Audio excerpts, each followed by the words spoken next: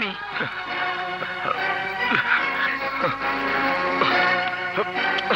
মা, মা, দরজা খোলো। সন্ত্রাস করে পুলিশের বাড়িতে ঢুকেছো? না, মানে মা, আমি... চুপ করো। নিশ্চয়ই তুমি সন্ত্রাসী। কোন সন্ত্রাসীর মুখে আমি মা ডাক শুনতে চাই না। বেরিয়ে যাও, বেরিয়ে যাও বলছি। মা, দরজা খোলো। মা, মা, দরজা খোলো।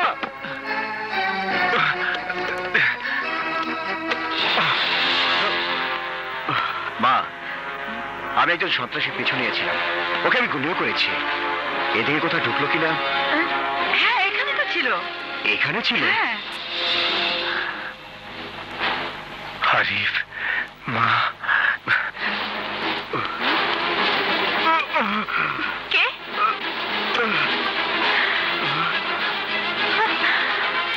প্রিয়া। রাজু,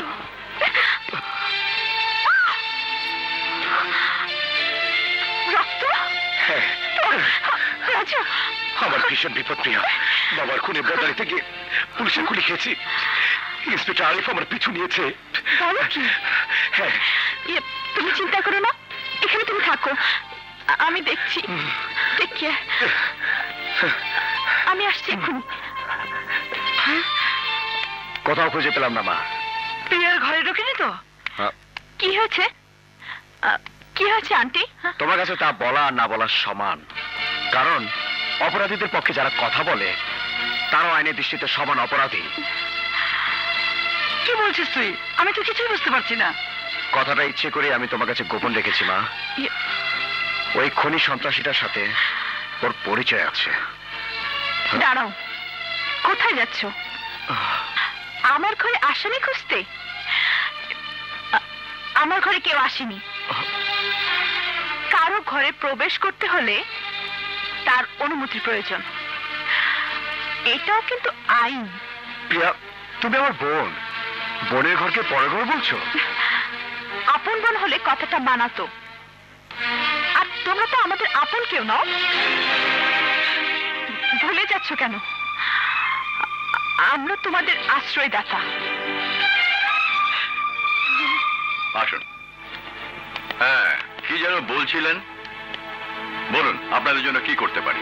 বিশ্বাস করেন এসপি সাহেব, আমার রাজু খুনি না। ও খুন করতে পারে না। দয়া করে ওকে গ্রেফতার করবেন না। সন্তান অপরাধী হলেও মায়ের মন কখনো তা বিশ্বাস করতে চায় না। আমি নিজের চোখে দেখেছি ওই রাজুকে অবৈধ অস্ত্র হাতে সন্ত্রাস করতে, মানুষ খুন করতে। অনেক চেষ্টা করে ওই ক্রিমিনালটাকে আমি ধরতে পারিনি। ওর ভাগ্য শেষ পর্যন্ত ওকে এই ঘর পর্যন্ত টেনে এনেছে। কি বলছো তুমি? ঠিকই বলছি আঙ্কেল। কেমন মা আপনি? সন্ত্রাসী ছেলের পক্ষে সাফাই গাইতে এসেছেন? ওরকম সন্ত্রাসী সন্তান জন্ম দেওয়া পাপ। বেরিয়ে যান এখান থেকে। কার বাড়ি থেকে কাকে বের করে দিচ্ছেন? ড্যাডি, আরিফ যাকে অপরাধী ভাবছে সে অপরাধী নয়। আমি রাজুকে ব্যক্তিগতভাবে চিনি। প্রিয়া, গুরুজনদের সঙ্গে ভক্তি শ্রদ্ধা নিয়ে কথা বলতে হয়। এসবের মধ্যে তুমি নাক গলাতে এসো না। একটা গন্ধরাজকে যারা জঙ্গলি ফুল বানাতে চায় সেখানে নাক গলিয়ে তো শুধু তোর গন্ধই পাবো।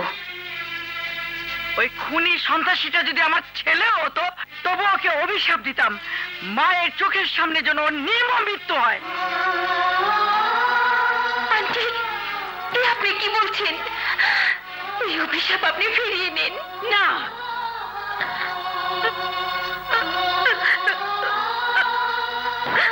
মরবে না, আমার রাজু মরবে না। আমার রাজু মরবে না, আমার রাজু মরবে না।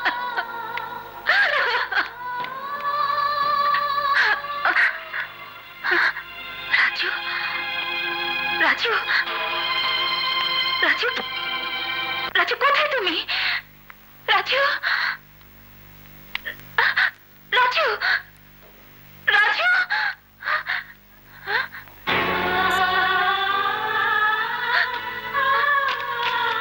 প্রিয়া, তুমি আমাকে কত ভালোবাসো তা আমি আজ বুঝে গেছি। আমি চলে গেলাম, তোমার ঋণ জীবনে শোধ করতে পারবো না। শুধু দুঃখ হচ্ছে যাবার সময় তোমাকে বলে যেতে পারলাম না, এটি রাজু।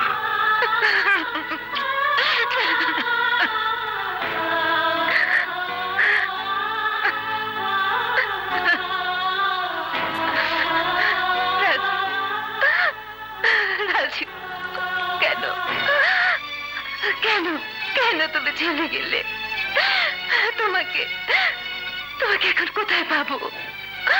কোথায় পাবো? রাজু, রাজু, রাজু।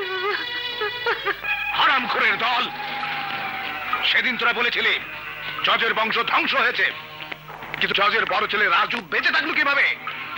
ভুল হয়েছে বস, এবারের মতো মাফ করে দিন। তাই তো বলি, রাজু আমাকে কেন মারতে চায়? ড্যাড, শুধু বড় বড় কথা। রাজুকে মারা ওয়ান্টুর ব্যাপার, উল্টো আমি মরতে বসেছিলাম। মোর মাথা এটা পেলান আইছে। গোষ্ঠী খেলে তোর নতুন প্ল্যানের। ড্যাড, মাথা গরম করে কোনো লাভ নেই। তুমি শুধু অর্ডার দাও। এক বনে দুই সিংহ থাকতে পারে না। রাজু পাগলা কুত্তা হয়েছে, রাজু এখানেও হামলা করতে পারে। তোরা শোন, রাজুর সকল শক্তির উৎস ওই এতিমখানা। তাই সুযোগ নাই ড্যাড, আপিলের সুযোগ নাই।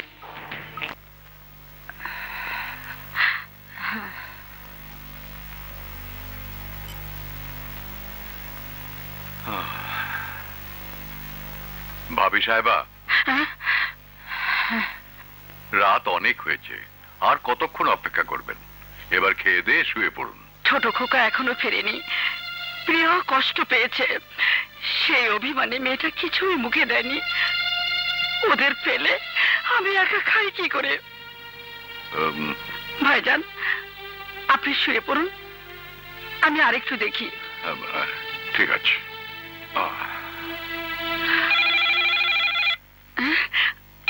আরিফ ফোন করেছে। হ্যালো, কথা বলছিস না কেন খোকা? মায়ের জন্য বুঝি তোর কষ্ট হয় না? তোর অপেক্ষায় থাকতে থাকতে আমি ক্লান্ত হয়ে পড়েছি বাবা। প্রিয়ার উপর রাগ করেছিস, বোনের উপর রাগ করতে নেই। আয় খোকা, তাড়াতাড়ি চলে আয়।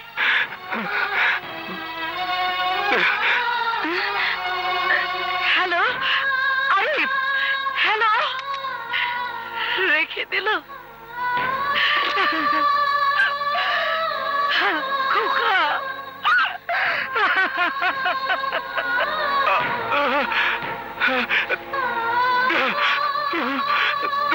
কেন আমি মাকে মা বলে ডাকতে পারলাম না?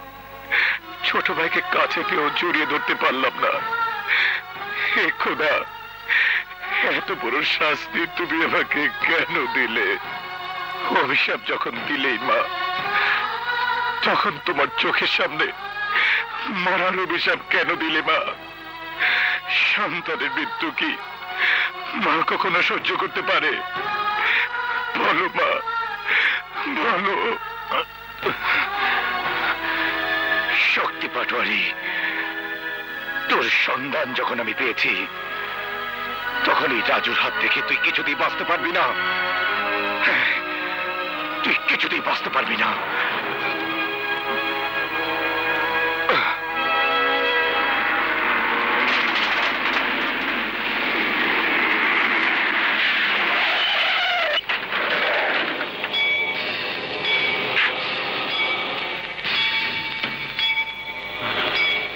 এতিমখানা।